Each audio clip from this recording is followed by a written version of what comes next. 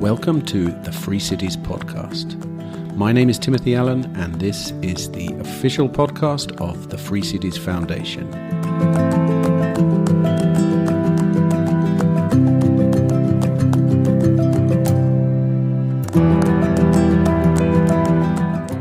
Hello and welcome to episode number 55 of the Free Cities podcast.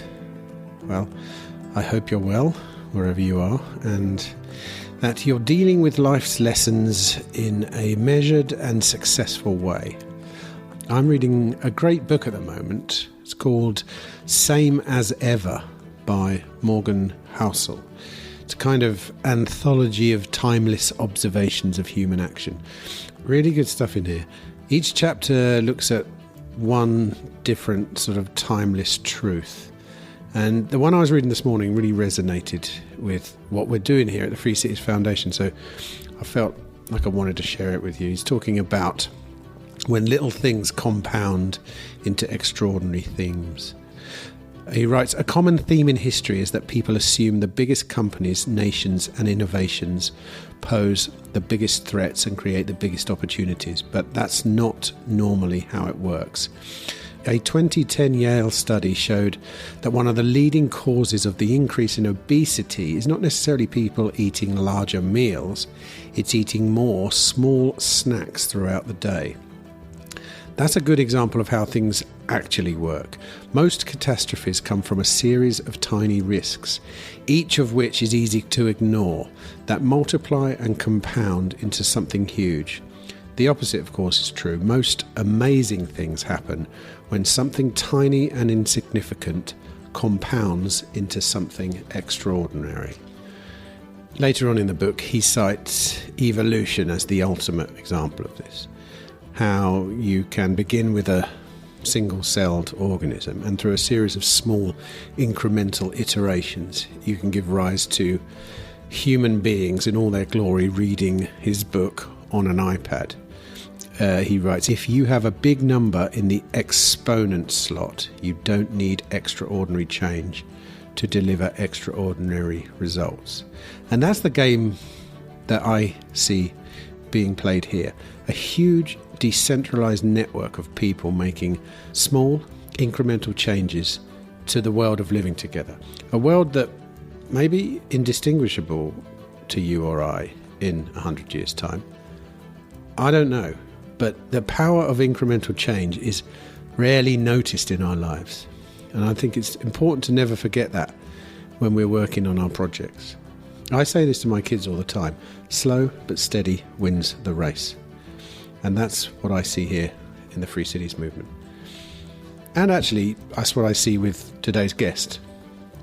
I know many of you, myself included, do or have done secretly dreamt of buying an abandoned village and turning it into somewhat of a utopia, let's say.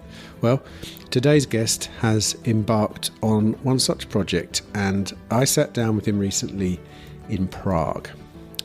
Marnix Van Suylekom has a grand plan to apply Agorist principles in order to rejuvenate an abandoned hamlet in a picturesque valley in Galicia, northern Spain. In this conversation, we discuss the lessons that Marnix has learnt so far on his journey to source, buy, and now begin renovating his abandoned village called Panadexo, which I mispronounced completely throughout the interview, so apologies for that. There's lots of great insights and info here on his bottom-up approach to this, as well as some chat about life, raising kids, and generally finding freedom in your life. Don't forget to reach out to Marnix if this project sparks your interest. All his details will be in the show notes. And you can contact me, of course, about any of the things we talk about on this podcast via the Free Cities Foundation's social media channels. You can probably find us on them all: Facebook, Twitter, LinkedIn, Instagram, Getter, to name but 5. Anyway, you know the drill. You also know that right about now I will probably begin advising you to please sit back, relax, and enjoy my conversation with Marnix Van Suylekom.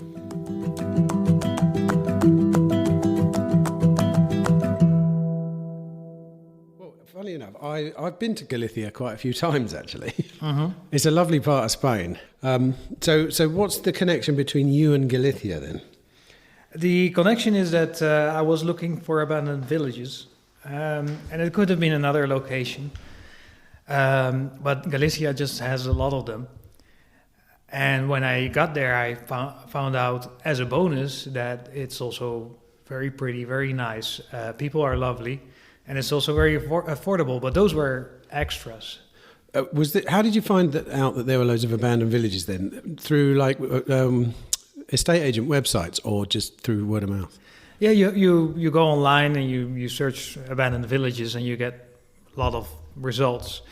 But most of these sites, they talk about depopulated villages, but they're not fully abandoned. So then you have to search better. And for that, I simply used Google Maps. You go on the satellite image of the village and you check out, are the roofs all caved in, or most of them? Are the fields overgrown? And especially if the fields are overgrown, that's an abandoned village. Right. I've actually, I have a potted history with abandoned villages myself because I've always been fascinated by them. I started making a film in Bulgaria about this whole subject. Mm-hmm. Shortly after the sort of Bulgaria joined the EU, there was this drain of people from the countryside to the sort of towns and then obviously out into the EU. And we went there to make films about villages that had 1 or 2 people left who were kind of refusing to leave. And they were one place that just had one old lady left in the whole village. And, you could buy houses for €2,500, €3,000, And we did find Bulgarians who were coming back and doing what you're doing, which is finding the abandoned ones, building them, like buying them as much as they could. And then one of them was turning at the time into an IT community. So they put in a satellite link and then, it makes so much sense. They sort of left the country, earn a bit of money and then came back to their homeland like that. But it's always been a kind of dream of mine, I think, to do that, to find a village, to sort of like... So tell me, did you... So this project, and let me get this pronunciation right, Panadexo. It's close enough. Okay. Panadexo. Is it your project, or are you involved with a number of other people in doing it? Well, I initiated it, but the first things I did was gather a group, make a website, write on other websites, as the idea is to repopulate it with freedom lovers. And so first we got the website, first we got the group, and then we started searching. Ah, right, I see. Yeah, first online searching, so we had a list of countries with some prerequisites, and then we narrowed it down online. Did you get a financial commitment from people? Or just, are you interested, No. It was... now people are buying into it, and I'm helping other people restore their houses. But before it was just, a one-man show, basically. But you had to buy the village, or you had to get people to sort of chip in to buy the village? People are chipping in. Yes. Right. Yes. Are you buying it bit by bit then? I mean, I don't know at all the situation. Maybe you could describe it actually. Well, this is good to know for anybody that's interested in this, that there are websites that are advertising entire villages. Now, this is extremely rare. So most of the times they're trying to steal. It's a hoax. So the circumstance of this village and almost any abandoned villages you will find is that there's different properties that are, the owners are dead and their heirs, sometimes their children, their grandchildren. There's multiple heirs who own a collection of land and some ruins. And then you have different groups of heirs. So to buy it all in one is almost always out of the question. And so you have to contact everybody, see if they're willing to sell. And even if they're willing to sell, you have to get them to sit on the table and sign documents, get them to come over from other places. Some move to South America. It's not easy to do that. And in the case of yours, how many people owned the properties? Well, the property, how many people? I think there's 5 that we could track down. And then there's some properties that we'll probably never know. And what will happen to those? They just get left and no one will develop them? Or? We make our own property registry. That's what we're doing. Oh, okay. Is that legal in Spanish law? Or? Probably not. I mean, it's not necessarily illegal. I mean, we have to make our own registry because there's simply no other way of registering properties that we don't know who they belong to. So we're going to divide them amongst each other. I mean, eventually. Presumably the government doesn't know who owns them either. Is that what you're saying? Yes, and that's also a big problem in Galicia and Spain as a whole. If you have people who migrated in the 1950s or earlier, say they went to a place like Cuba, then they have descendants in Cuba, maybe by now a group of 20, 50 grandchildren or great-grandchildren who technically own something in Spain, but they don't know, they don't care, it's worthless. I mean, obviously it might come back to bite you in the bum, as they say, and if it turns into a beautiful location with high property prices, someone might track these things down, but obviously there's nothing you can do about it, is there? They would have a very hard time proving that it's theirs even. And they would have to formalize 3 inheritance from dead people that lived in Cuba or wherever, So it's very, very theoretical that something like that would happen. And of course, everybody that we do know, we will buy from them. Okay, so you've got roughly 5 families that own all this land, and you approached them all. And so what happened? Well, the first group of heirs that we found willing and able to sell their property and who had one of the best houses in the village, we found them immediately willing to sell, but it took a year because 2 of them were living abroad. One is living on the other side of Spain. Only one was living not too far away, but we needed all 4 signatures. And they needed to process the sale or process their inheritance first before they could process the sale. And then if you divide what we were paying for it by 4, it's really not, they don't do it for the money. I mean, they get paid, but it's... Yeah, they're in no hurry to help you. No, they're all elderly. Oldest was almost 80, the youngest 70, So how did you convince them then? Was there any element of the thought in them that they would be happy to see the village rejuvenated, or does that not even bother? The youngest one liked that idea.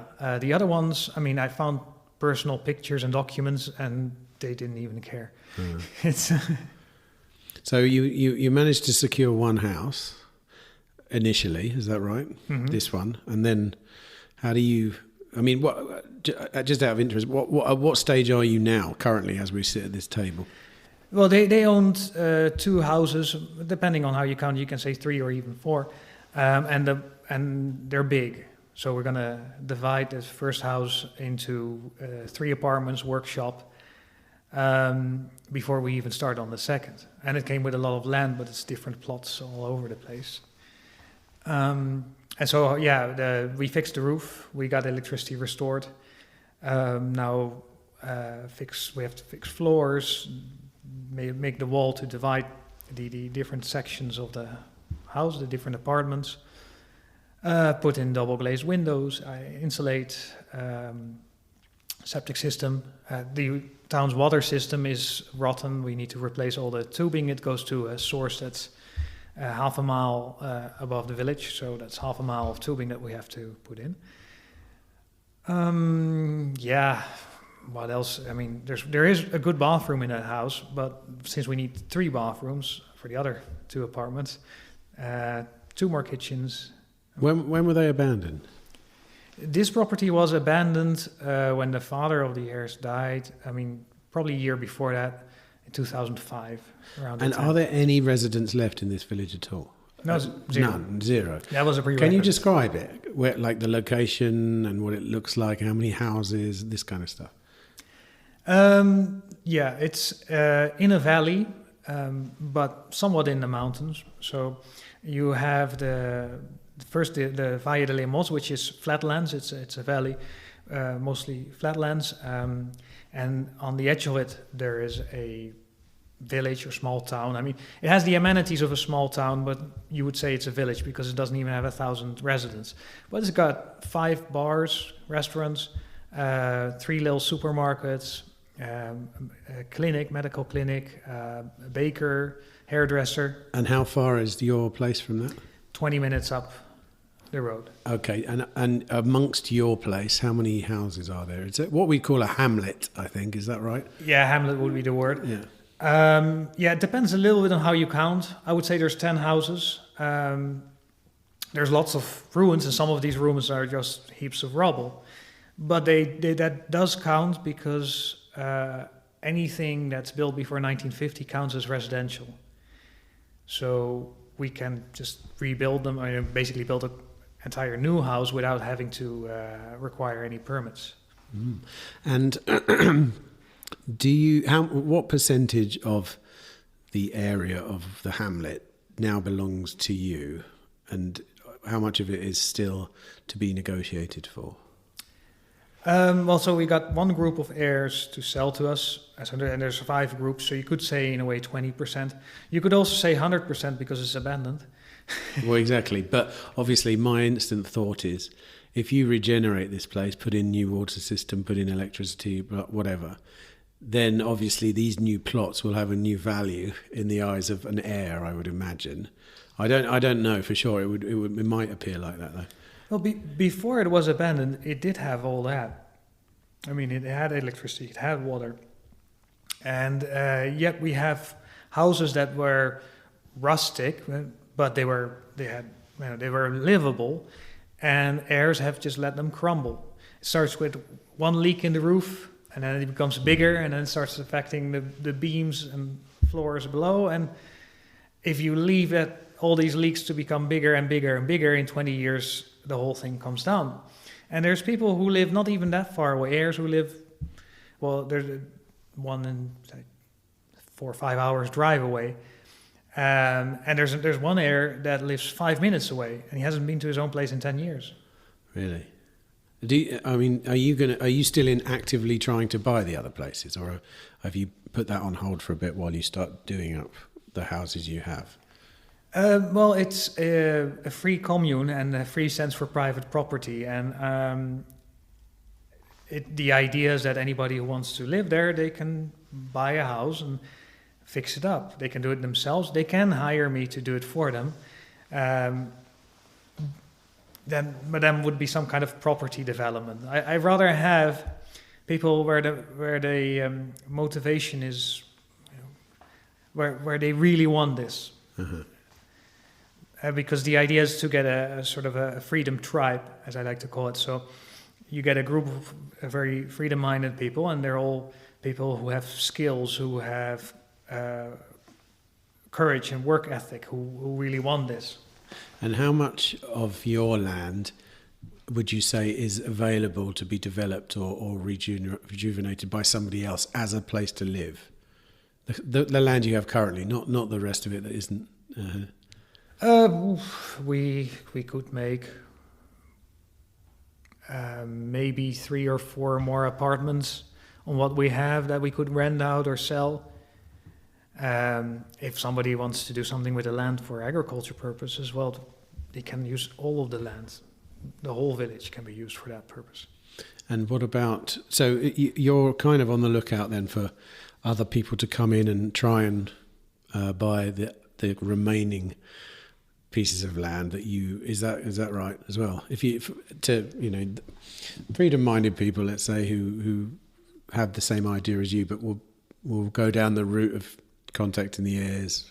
Well, I did that work for them. So you know who they are? Yeah. I know the heirs. If they don't speak Spanish, I can negotiate on their behalf. We have a friendly real estate agent who can help with all the paperwork. The electricity is hooked up. Once I finish the water system, that part is done. So I do make it a lot easier for people to come and live there. But yeah, I want residents. That's what I want. Yeah. And are you living there full time now? Not in the abandoned village itself yet, because it's not livable yet. But April, May next year, I hope to move in. So you're presumably living nearby in the town, are you? Yeah. Renting an apartment. What about we often have this discussion on this podcast about one of the problems with setting up a community or a free city or an intentional community or whatever is keeping people there and not having people use the place as either a temporary residence or even a place to just buy something so that they have property or whatever. Is that something you even think about? Or does it matter to you? Like, for example, if people are digital nomads and only spend a couple of months a year in an apartment or whatever? We can have some people like that, but it can't. I want an actual living community. So ideally, I would be attracting younger people or young people, people with children or people who plan to have children. And then there's, of course, room for some digital nomads, some retired people. I think the biggest draw for young people is that the property prices are so low. I mean, of course, we're talking a ruin, but it would be, even if you rebuild it, it's way cheaper than anywhere else in Western Europe. How much is it for land there, if you don't mind me asking? I mean, what would I get? Say I was one of the... Say I approached you because I want to commandeer one of the other bits that you haven't bought. Tell me what I'd get and tell me how much you think it would cost me. Well, we can take example. There's one big ruin that's completely collapsed, so it's you can no longer value it as a house. It's too far gone, and it comes with, I believe, about 10 hectares. Wow, 10 hectares. So that's like more than 20 acres. It is 20. Hold on a second. 25 acres. 25 acres. Yeah. Yeah. And so a hectare of farmland goes for 10,000 average, but overgrown farmland is only worth half of that, so 5,000. And since the location is a little bit off and some of the land is hillsides probably, you can offer way less for that and just see if the heir says, okay, I sell it, because what else are they going to do? So the ruin has no value at all. It's purely the land value, is it? This particular example, the ruin, the walls would still be usable. Right. And part of the ruin, you could probably still recover the roof, which of course does save you some money. Walls and roofs are expensive, but... Well, having renovated an old house myself, it certainly makes more sense to knock everything down and start from scratch. In my experience, renovating something is far more expensive than knocking it down and just building, in my case, a timber-framed building. You could use the footprint of the walls, just take them down as far as you want, put some concrete on top, and then build from there. So that property, so you're looking at what, 100,000 euros roughly? Oh, no, way less. Really? So 25 acres and the footprint of a house for what? If I were to try and buy it, I would start with just say offering 20,000. See if they buy it, maybe even less, and see if they take it. That's beautiful. Mm-hmm. It really is. I mean, how much land came with yours originally then? 2 hectares. Only 2? Yeah. Are you planning on growing things, or is that not on the... What do you do for a living, if you don't mind me asking? This is what I do. This is my project. But I mean, how are you sustaining yourself financially, though? When this is one of the other things about moving to these kind of places. I think digital nomadism has helped this cause immensely, and it's much more of a reality for people. But how will you make ends meet? Well, currently it's savings. I do assist people with construction projects.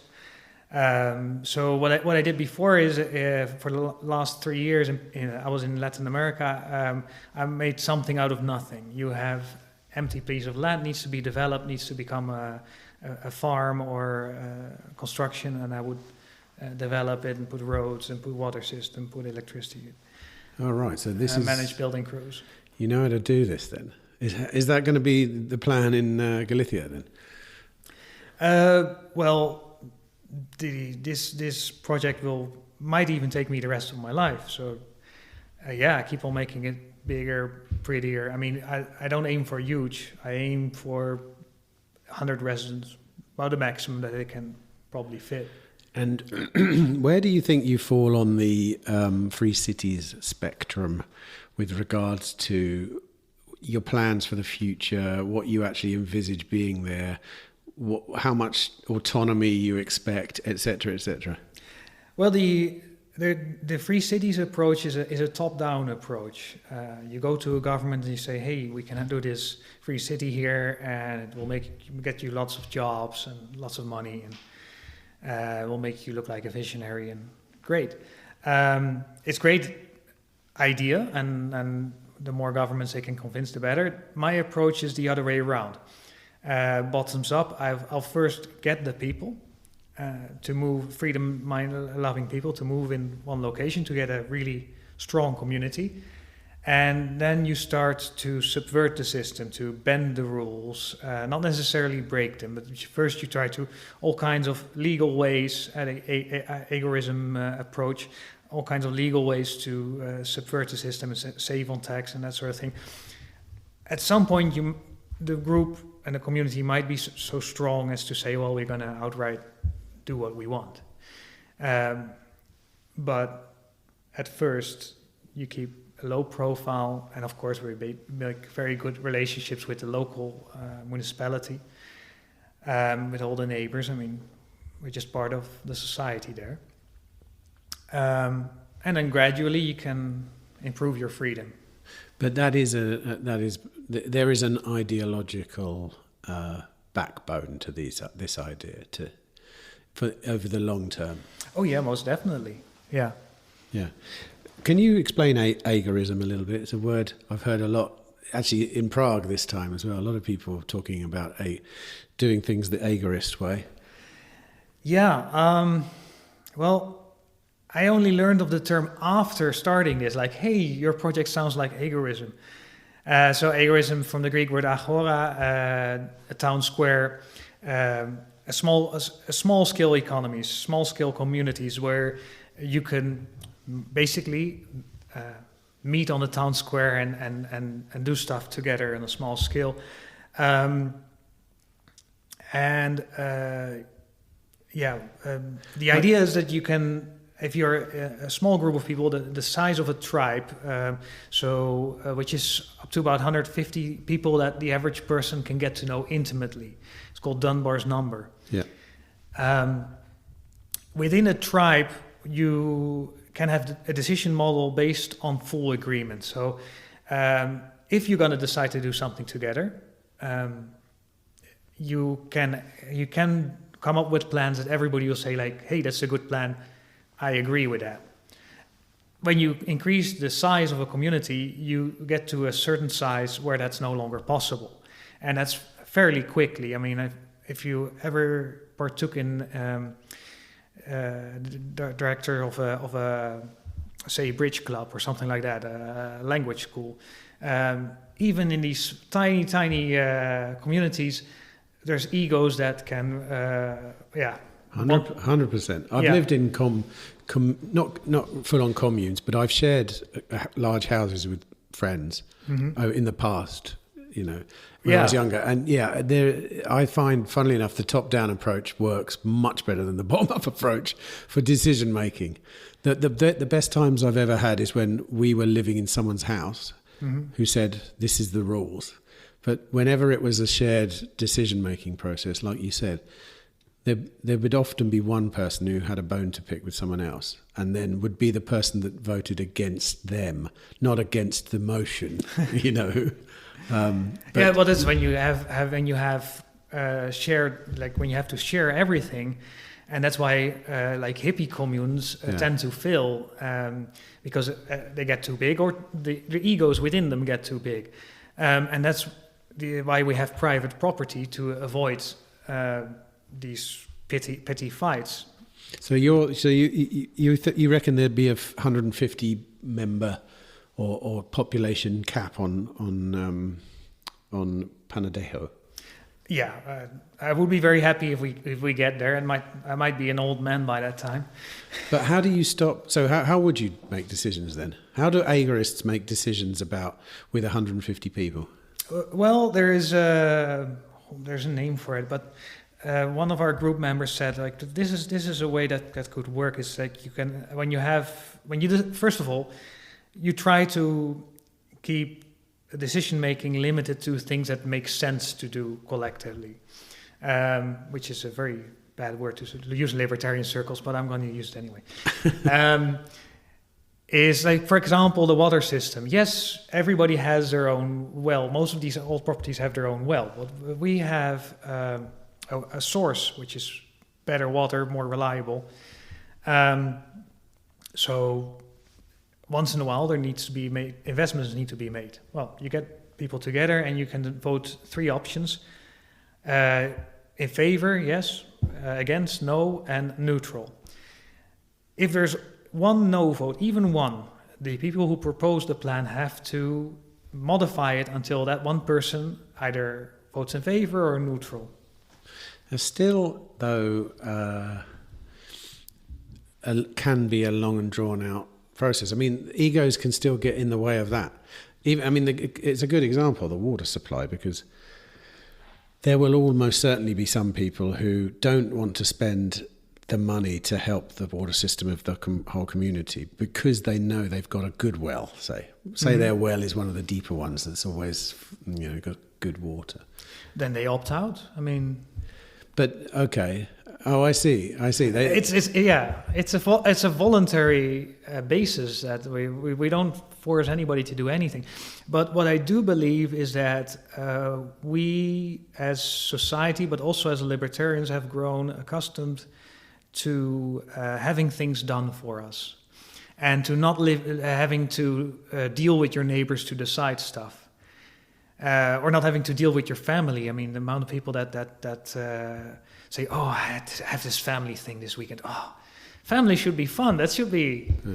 You should be looking forward to it. Yeah. But these atomized lifestyles, and they're enabled by big government. Well, if we want to get rid of big government, it also means that we have to go back to doing more with neighbors, with family, with friends.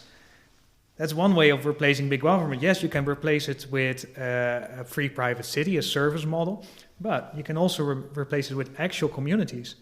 And the actual community is, I think, more attainable and also helps for,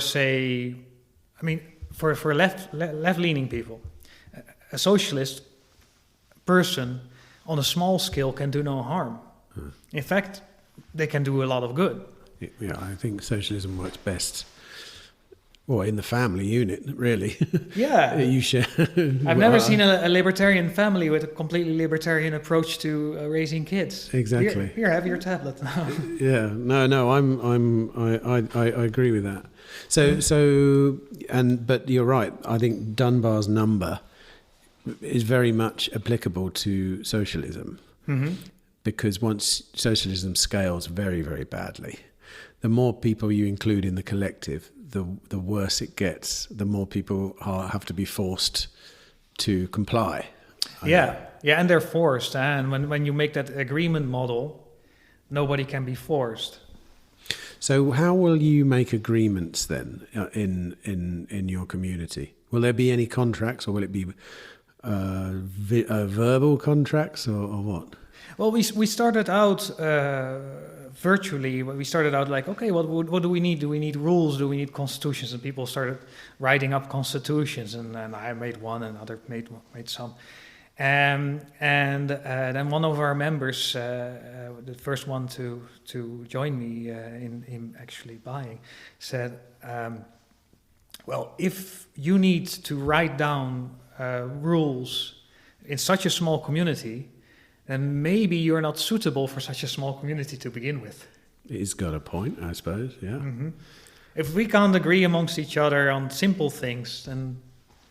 So what kind of rules were there then? What do you start writing at that scale when there's only a few of you? Well, it's probably comparable to what you would write down in a free private city on a large scale, where it would make more sense to write everything out. This is your service contract, non-aggression principle, respect private property, that sort of thing. But yeah, on the scale that we're talking about, that goes without saying. It does. But as anyone who's ever fallen foul of lending a good friend of them money, the best intentions can turn into the worst scenarios. I've experienced this myself. Mm-hmm. A very good friend of mine, I lent him some money, he couldn't pay it back, and we fell out, for many years, for like almost 20 years over an unpaid bill. And it wasn't that he changed his ideology, it wasn't that he changed his anything really.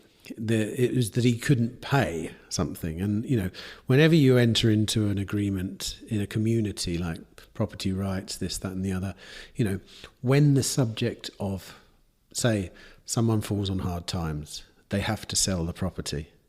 Who wants to buy that property? Say it's someone that everyone else doesn't really like, which could easily happen in the future. You might get someone, in 25 years' time, Panadexo, is that how you say it? Panadexo. Panadexo might be a quite desirable place. Someone has to sell because they fall on hard times, and next thing you know, you've got someone from a different section of society who's not necessarily libertarian, who's moving in. And now, as libertarians, you would probably say, well, we welcome you with open arms. Come one, come all. But, and I think this goes back to one of my original questions about what keeps a community together. And mm-hmm. often it's an ideology. In your case, non-aggression principle, libertarian, agorism, whatever. But those things can change, and they're tricky things to try and enforce as well. Like mm-hmm. it's mildly anti-libertarian to say you must be a libertarian to live here. I suppose I don't really know. Are those things you think about at all, or is it? Well, there's a couple of questions in there, and one thing is like conflict resolution. Making contracts to prevent conflict, but you can have contracts and still people can break them, and it's a little bit like going into a marriage where you put everything in the contract just in case that you might divorce, whereas the idea of marriage is that you don't divorce to begin with. Yes. But as every lawyer would say, and I was listening to, there was a Lex Friedman podcast the other day about, it was a divorce lawyer, mm-hmm. and he said, if you go into any marriage now without getting a prenup, you're crazy. Yeah, well, that's the government. That's the government ruining marriage, basically, by, making one party liable for everything, making the men liable for everything. Whereas if you take government out of marriage, there's no agreement to begin with. Yeah. Well, there it is, but it's not written down on a piece It's not written down. Yeah. So if you break up, you have to divide property, there's no big government that you can use to force your partner to give you this or that. Yeah. So you take away the gun, and there's. So how does that walk on, and how will that work in Panadexo then? Well, if you have a conflict, then that's where the agora comes together again, and then you need to resolve it as a community, as we used to do when we were tribes. You get the tribal elders together, or you approve a mediator. If two parties are fighting, they have to choose a mediator on which they both agree. And they don't have the option of going to the government and have the government abuse government force to get their way. What's interesting about that, though, is, and I fully appreciate that method, and especially in the context of the historical way that small communities dealt with their problems. The big difference for me is, when I think of historical versions of this, is that people stayed in those places almost forever. You know, if you go back 100, 150 years, Panadexo probably had 6 or 7 generations of people that never anticipated they were going to leave. Anyway, so it makes that kind of system work quite well, because it's like being forced, when you marry someone under the state, it kind of forces you to deal with your problems. Less so these days, obviously, because it's quite easy to get a divorce. But the same would be true, I think, in a place like a small village. In the past, you're going to be living there, and the chances are, apart from marrying someone from the next village, you're always going to be part of this community. Whereas we now live in a time where that psychology just doesn't exist anymore. And especially now, and especially when people like us are thinking, I could pick anywhere on the globe and go and live there. And that's exactly what you've done. You've thought, I want to go and live somewhere. Let's just find a place that's cheap and nice, and et cetera, et cetera. But how is that community going to stay and agree to sort its problems out over the very long term, et cetera, you know? Well, we have to make such an awesome place that people don't want to leave. Yeah, okay. But what kind of people do you expect? I mean, how are people going to make a living? Because this is the other thing. When I think about these places, because I do think about this kind of stuff a lot, and I know that I've gone down a path of idolizing this kind of scenario, and then now I think of all the pitfalls and why probably my dream of that life is not as it was, because just because of the modern world and what we know and what we do and what we know, it's very difficult to imagine yourself staying in a place like that. Well, one thing that causes people to venture out more is that the government sabotages the relationship between parents and their children.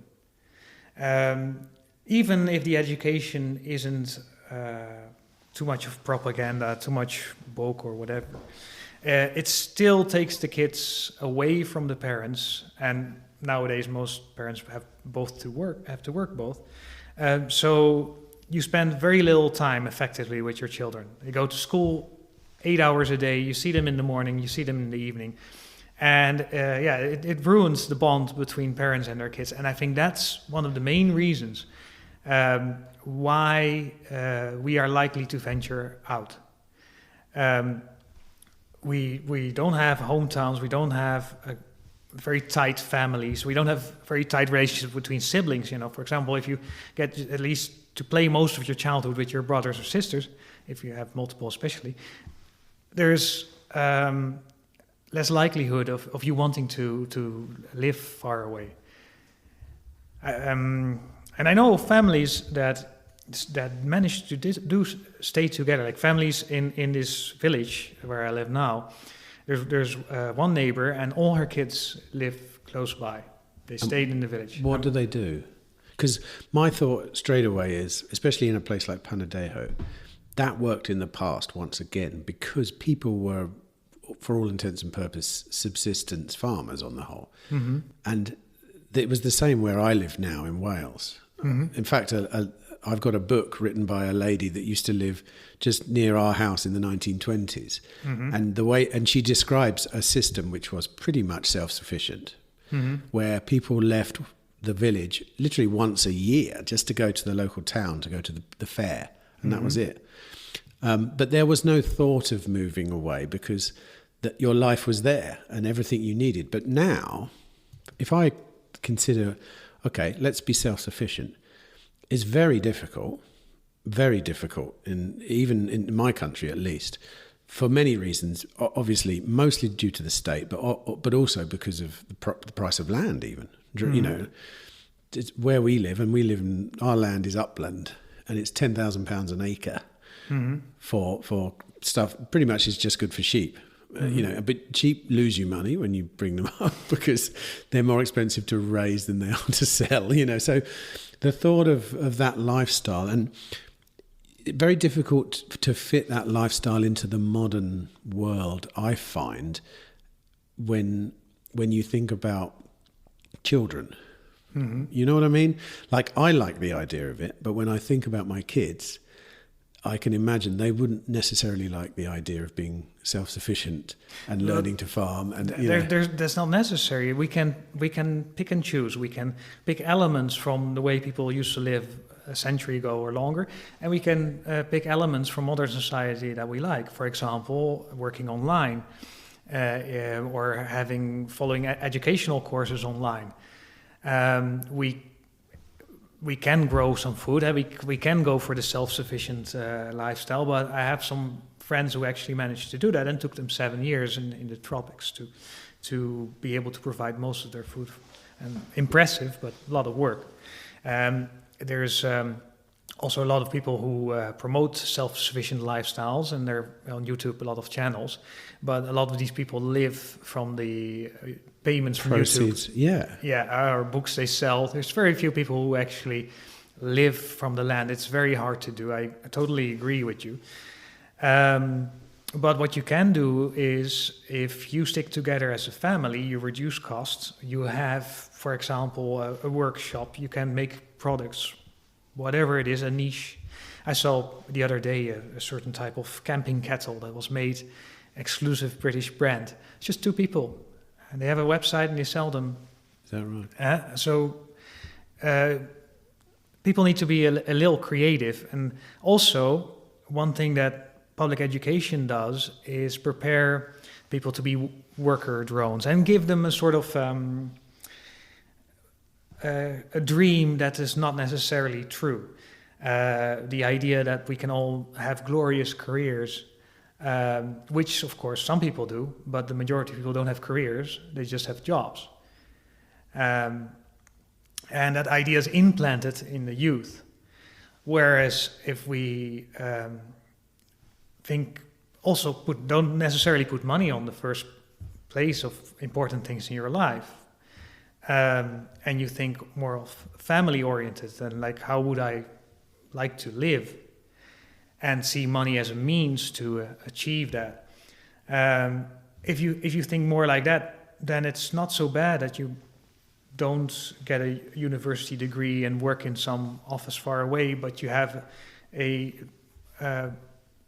more basic type of work in a small community where there are no highly specialized jobs. I think the idea that children need to leave home and go far away is very deeply ingrained in society now. Mm-hmm. And I can understand why, especially because we live in the countryside. I can see that it's very easy for people to look at their lives in the countryside and say, I need to go to the city to earn money, to do this, to blah, blah, blah, you know, to get all that. But you're absolutely right. The goal of life is obviously fulfillment. Mm-hmm. And fulfillment can come from a life lived in one single village and never veering away, ever. You don't need to do all this stuff. The tricky part is that we know a lot about a lot of things now. The internet is there and everyone's on it, you know, and everyone will get on it. And it's very difficult, I find, because this happened to me, to look at the world and not want to go and explore it. Well, people should go and explore it, but people should also realize limitations of life itself. Basically, like, yes, you can go to a big city and try to make a success of yourself, but you are not likely to. I mean, the percentage of people who make it big is always going to be small. you can have a dream of, say, becoming a big athlete. You try it for a couple of years, and most likely you're going to fail. You shouldn't have that mindset when you start trying it, but that's most likely that after a couple of years you either make it or you don't, and then you should realize, okay, well, try something else. So you'd be content to stay in Panadexo, you think, indefinitely, to your old age? Have you got the mindset for that? I mean, you've lived by the sounds of it, all over the world. Mm-hmm. So how do you know that you're not going to want to move somewhere else in 5 years, or is that not an issue? There's a lot of rocks to move there, and my wife always jokes that I like to move rocks. With a purpose, though, not just move rocks from one place to another. With a purpose. No, I like to build stuff. I like to design and build stuff. So I have my own playground now. I can build whatever I want. Have you got kids? Yes. How old are they, if you don't mind me asking? They are 3 and 1. Okay. And what do you imagine their lives to be when they get to teenager age? Is that something you've thought? I mean, presumably you're imagining that this experiment continues into, with them. So how do you imagine? Because this is one of my other problems I always run up against when I dream about all these kinds of things. Is I have 3 kids who have certain expectations and certain needs, and often actually, when I speak to people who choose to live off-grid or start something new or move away from society or just start their own thing, they have great intentions and they expect the children to come along. But when they get to a certain age, they realise, I can't impose this on my children. Do you see what I mean? What do you think? Well, I have a friend, he's Swiss-Norwegian, and he was living in Panama, where I was living for 10 years. And he homeschooled his kids, and he had a son that wanted to live in Switzerland. And he held it off, but I think he moved there when he was 15, went to live in Switzerland by himself. Nice. And got a job and just making a life of himself. Yeah, you can't impose it on your kids on a certain age. And I would certainly think that they will probably explore. They're half Panamanian. They'll go to Panama. They'll go to the Netherlands. They'll explore, and they should be living on their own and be exposed to having to live on your own and different cultures where there's different rules, and that's a good thing. But I would also think that most likely they will come back at some point. Are they girls or boys? The oldest is a boy, and then there's a girl, and then there's another one on the way. Oh, congratulations. I know I have 3 myself, but I've noticed that girls often come home and the boys don't. I think it's in a boy's nature to go off and start something new, but the girls always seem to come back, if you see what I mean. They go away, for sure. But I know so many women who now live close to their mothers or families in later life and have started a family after living away. Well, yeah, but that also has to do with raising children is better in big families, and I've seen that in Latin America. I mean, there's a lot of children being born out of wedlock. That's not great, but there is big houses with mothers, their daughters, the grandchildren, and uncles and aunts living together. So children are always have other people around them that raise them as well. It's not all on the mom. Yeah. And it's one of the reasons why raising children nowadays is hard, because we replaced our natural support network with government services. Yeah. I mean, that's our plan right now. We're in the process of buying a farm, which I intend to have the children stay, and partly into later life, partly because that's one of the models that has been working in the area we live for many years. Farmhouses, children grow up, another house gets built close by because they're farming. But I think in this day and age now, we're living through this interesting time where property is so expensive. It's very difficult for a young family to get what they want. But if you have a property that you can subdivide, or that you can build something new nearby, or some buildings you can renovate, multi-generational living for me is, I agree with you, I've travelled a lot as well, and I've seen multi-generational living all over the world working fabulously. And that's my intention myself. I mean, obviously I can't say it's definitely going to happen, because my children may decide that's not what they want to do. At least one of them should be. I mean, I hope so. 1 out of 3. Well, I mean, already we speak. My 11-year-old says she already thinks that's what she wants to do. I know things change, and children don't. Their ideas at 11 aren't the same as their ideas at 18. But yeah. So So you think you're going to be moving in there yourselves? In within 6 months, or a little bit more? Yeah. Now that I think of it, the due date for the third baby is in May. So, I mean, I aim for April to get the house ready, but probably we're not going to move in there until, or she's not going to move in there until after the baby's born. Yeah, and what about other people? Other people who are intending to live there? They are working towards living there, but it depends on their work, if they have work that's fully online or not. How big's your online community, or your kind of network? Or? There's about 50 people in the group. And all of them have expressed interest? Yes. How do you know these people? Because I first started the virtual community, I first started the website, I started promoting this, I started writing articles. What is the website? freecommune.org. freecommune.org. Mm-hmm. And that was before you had any idea of where you were going to do it? Yeah.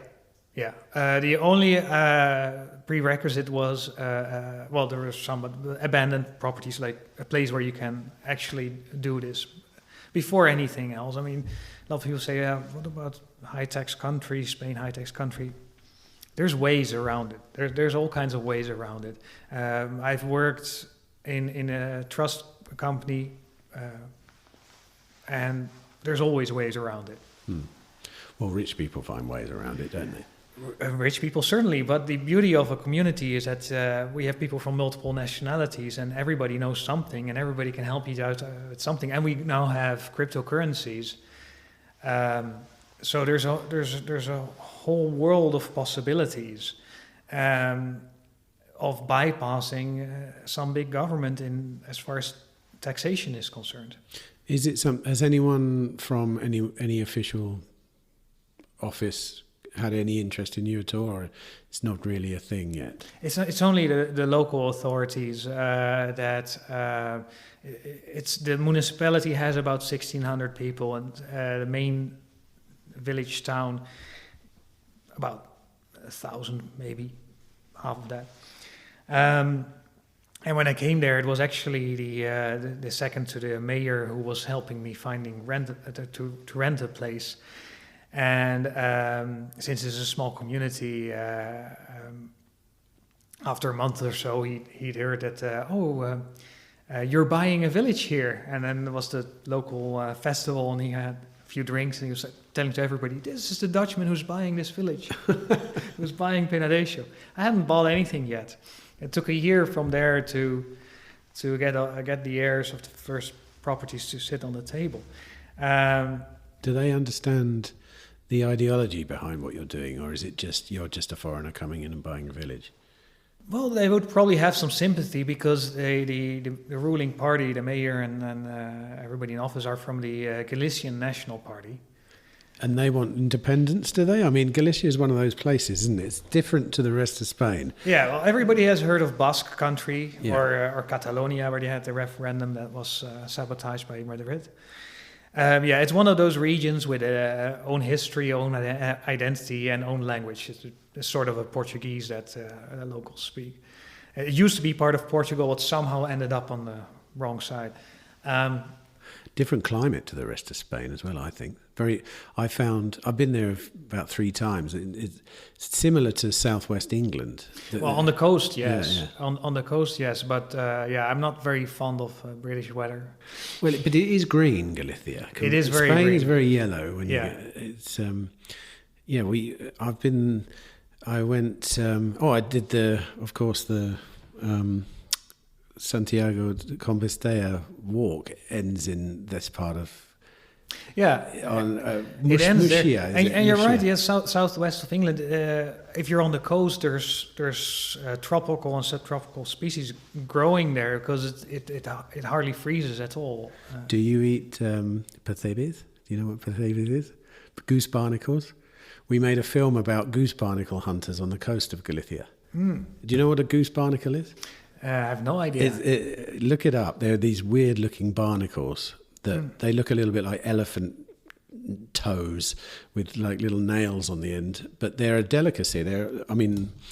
And the only way to get them is to sort of like abseil down the. You know what the coast's like? Yeah, the Costa very del rough, Norte, isn't very it? pretty. This is called the coast of death, and you have to kind of get into the tide and pick these things, and it's very dangerous. The guys that do it, and you can see it. It was the BBC film all about it, but it is a phenomenal part of Spain. The wine also. What's the famous wine you get there? Mencia? No, there's another one that we tasted so many times. What's it called? It's a white wine. Martin Kodak's is one of the brands of it.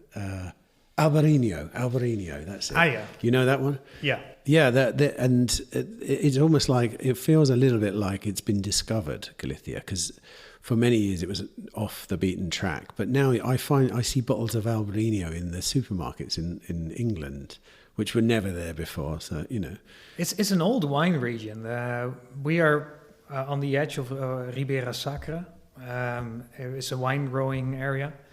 And the Romans were having vineyards there. So it goes back 2,000 years. Yeah. And it's got a particular taste, the wine. I like it, but it doesn't compare to, say, a Bordeaux. It's something else. It was probably a bit underappreciated. Had you been to Galicia before you discovered the village, though? Did the village come first? No, same time. I went there, and I hadn't been to Galicia before that. I had been to Spain and Portugal, but never to this part of Spain. Did you look in Bulgaria out of interest? Because there's a lot of deserted villages in Bulgaria. It was on the list. There were a lot of countries initially on the list. But yeah, Bulgaria has a language barrier. Yeah, of course, yeah. Have you anecdotally, have you noticed that idea of reclaiming deserted villages is a thing? Because in the 21st century, obviously, there are many more options to repopulate those places. The reason they were drained of people was purely because people couldn't make a living up there. But now you can make a living in those places in many shapes and forms, like you say, especially if you're online. Have you noticed that is a thing?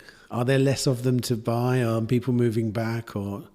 No, because the supply is still bigger than the demand. I mean, there's still so many people. There's so many old people in places like Galicia and other parts of Spain too. And there's not that many people buying into them. No. It's a very popular idea, especially on YouTube. It's a highly watched category. But people that actually do it, I mean, it's a lot of work. I didn't realize it. So there's a Buy a Village YouTube subset, is there? A bit like, van life, yes. Building things from scratch, off-gridders. There's a village, is there? It's like you said, it's a dream of everybody. It's one of those things. Are you on there? You personally? We have a YouTube account, yes. Oh, you do? Yeah. So what do you show on that? We show the progress. We show the things that. What's the channel? It's called Galicia Unzipped. Galicia Unzipped. Mm-hmm. Okay, and your website was remind me again. freecommune.org. Okay, so if anyone's listening to this and they're Can they join your group and show an interest and look into the project, I take it, or have you got enough people already? No, there's still room for more. One of the reasons, or the main reason I'm at the conference of Liberty Lifetime is to get more residents. Right. But I do encourage people to read all the articles and watch all the videos before going to a visit, or because there's a lot of information out there already, and we've had people that were disappointed because it wasn't exactly what they were looking for. What would you say the main pitfalls are? Too idealized about what it might involve. Too many van life YouTube videos that look amazing, but I had one couple there and they said, "Oh, this is quite some work. I didn't expect the houses to be so ruined." Oh, that basic, right? Not like, okay, right. Yeah, houses maintain themselves. They just maintain themselves for 10, 20 years of no maintenance. What did you expect? I wanted to slap them. I thought it was going to be something far deeper than that. It's that simple. The houses are too hard to build. Yeah. The other one saying, "Oh, it's quite far away." It's like, yeah, of course. Yeah. I would have thought that, well, how do people find out about it normally then? Like these people, how do they come across your place? Well, they got a link to the website. One came through a friend, another one came through a libertarian website that places links to ours. They had the resources, they just didn't do their homework. What would you say is the main pitfall then amongst people who fantasize about this kind of life? What do you think the main pitfall that you've discovered is, or the main hurdle that they need to overcome in order to really realize that this is the life for them? Well, I've lived for 10 years in rural Panama, and I built my own hotel restaurant there, and I saw a lot of people, mostly Americans, coming and many of them going. They bought some property, they had some ideas to build, and the failure rate was higher than the success rate. What did they fail on? I guess they underestimated the work. I mean, there's all kinds of things that you need to learn. Such as? In the language.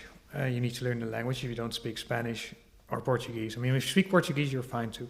But if you don't speak Spanish or Portuguese, you will need to learn that. Or you would have to hire someone. There's multiple ways to get what you want. If you're willing to pay someone to do everything for you, okay, pay someone and that's fine. You'll pay more, of course. But if you want to do things yourself, you have to learn the language and you have to put in a lot of work. It's a lot of people. You kind of become your own entrepreneur, and if you're used to having 9 to 5, then you have to change your thought process. I would imagine as well. Many people, when they think of this kind of life, see the final result, and it involves them watching the sunset from their backyard, feeling good about themselves, blah blah blah, and that's all very well, but that can't be 100% of your time. In fact, that can only be quite a small percentage of the time, because the rest of the time needs to be life. And I noticed this a lot when we went to Mexico recently and were speaking to expats in Mexico who said very common experiences for people to say, get to retirement age and go, right, I'm just going to go to Mexico, sit on the beach, drink my pina coladas and have the time of my life. And they do. But then after a month, that's incredibly boring.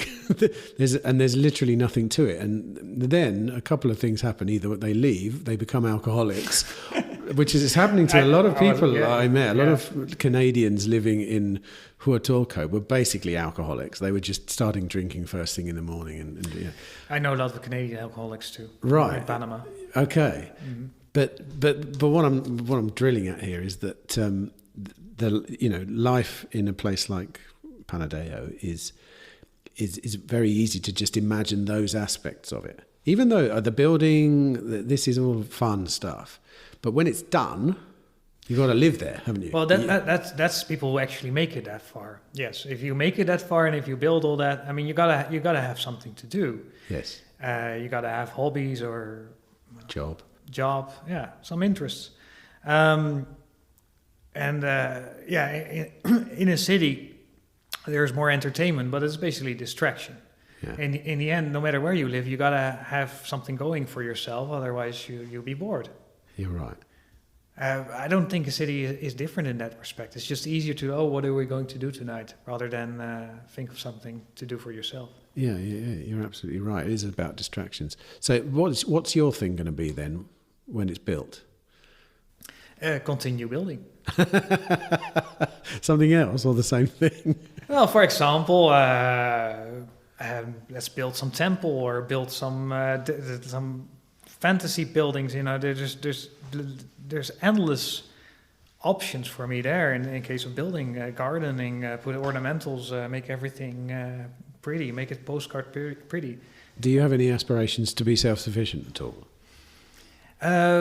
Not for myself. I mean, the self-sufficiency in what? I mean, full self-sufficiency is completely impossible. But if you mean food, yeah, or whatever, just even one step in that direction, I think, is always a good thing, and especially in this day and age. For myself, a couple of chickens and maybe a vegetable garden, a couple of fruit trees, but just on the side, nothing serious. I done some more serious agricultural projects, and it's that's a lot of work, and I'm already building, so I can't do everything.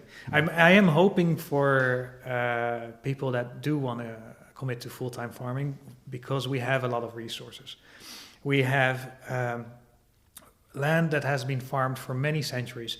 We know the age of the village is at least 350 years old. At least 350, probably way more. But the oldest documents we found are from the 1700s.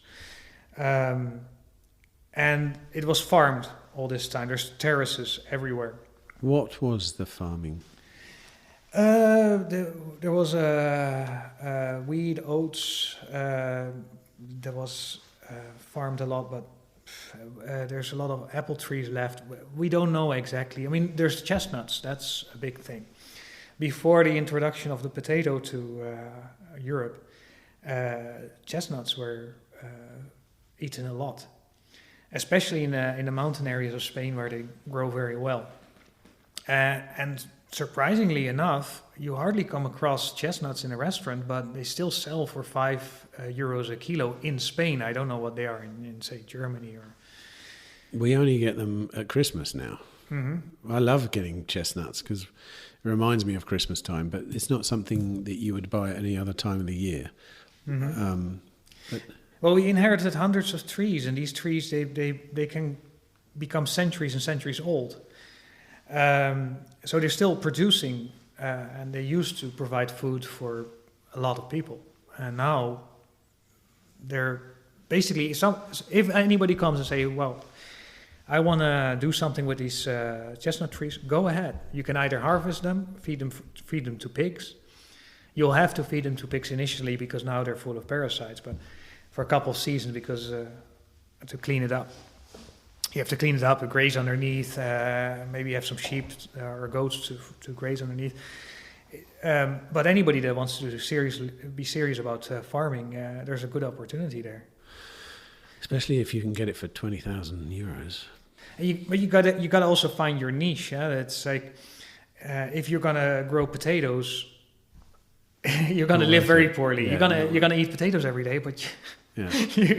You're not going to make any money. No, but if you do something like if you use the chestnuts that are now for free, that's a good opportunity. If you go into like the scallops you were talking about, the Perthebes. Yeah.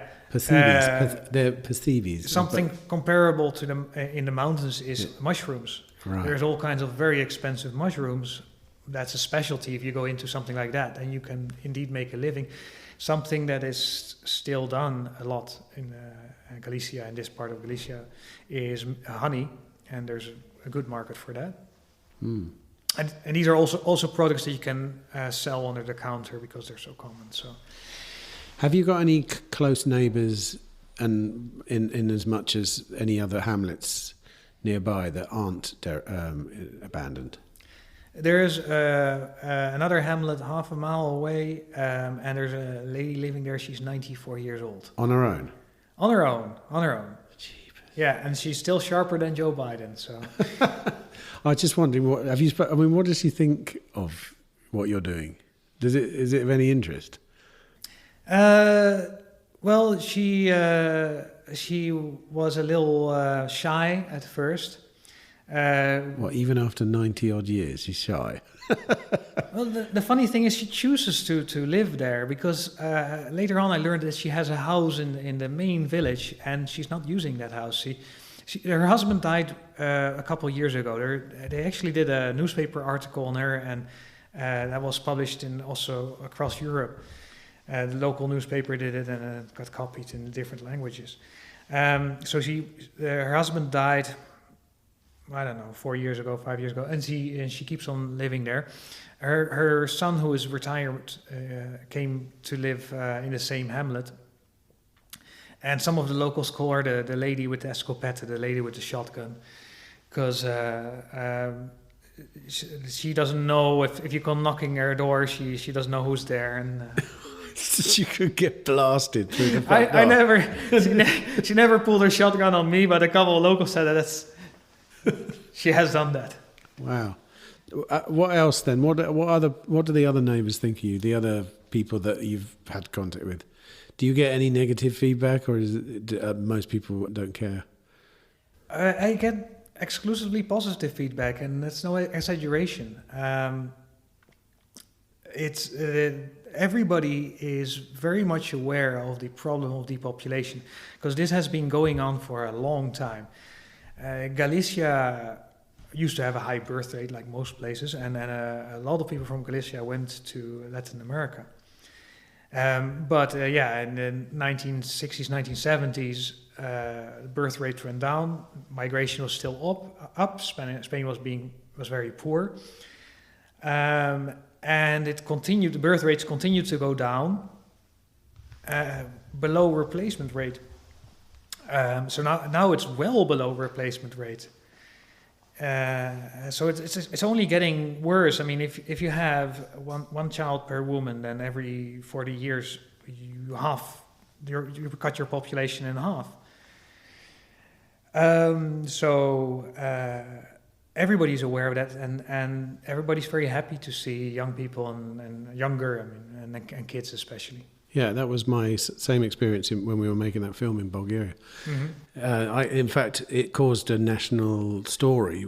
We visited one village which had one lady left in it. I can still remember her name now. She was Baba Stoyanka. Mm-hmm. And the Babas are the mothers, the grandmothers, basically. Mm-hmm. And I posted a picture of her on Facebook because I had a Facebook account and said, look, this is Baba Stoyanka. I met her in her village. She just wanted people to know about her, because she was the last one left.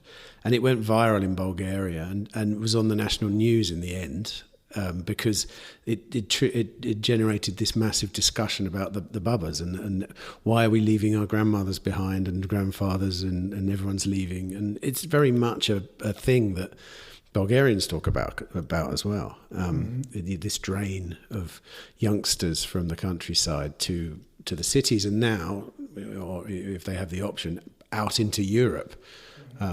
But on the other side, there are now, I know, a number of Bulgarians coming back from Europe with money they've earned in Europe and buying properties because they're very cheap.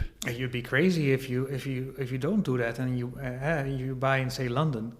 Well, yeah, you can't even buy in London. It's ridiculous. Yeah, and I know Polish people doing that in the Netherlands. And in the Netherlands, we get a lot of, in England too, a lot of people from Poland that mostly work construction. They make money in the Netherlands and then buy something nice in Poland. And then sometimes you have complaints like, okay, well, they outcompete Dutch workers because they charge less and that sort of thing. I said, well, the joke's on you. I mean, you can do exactly the same. Yes. Work in the Netherlands and buy in a place like Spain. And a lot of Dutch people have been doing that for a long time. But you could also choose Poland, why not? Or Bulgaria. Well, obviously the downside is your family is in the country that you're working in, and that is the advantage. But yeah, I'm fully. If that was me, I'd be doing exactly the same thing myself. Mm-hmm. If I was Polish or Bulgarian or Portuguese and I could earn money in Germany for 5 years and then come home and build my dream life in a lovely part of what are lovely countries, all of these places that are absolutely beautiful. Mm-hmm. I would certainly be doing it. I think what you're doing is pretty cool, and I wish you good luck. Anyone that wants to contact you, what's the best way for them to get hold of you if they're listening to this thinking maybe I might have an interest in that? Just send a message through the website freecommune.org. Okay. Well, Marnix, thank you. Thanks for talking. Mm-hmm. Good luck. Look forward to your talk. When is it? Tomorrow? Tomorrow before lunch. And the name of your talk will be? How to create a community, a recipe for a community. Recipe for a community. Mm-hmm. Well, good luck and thanks for coming on. Mm-hmm. Thank you.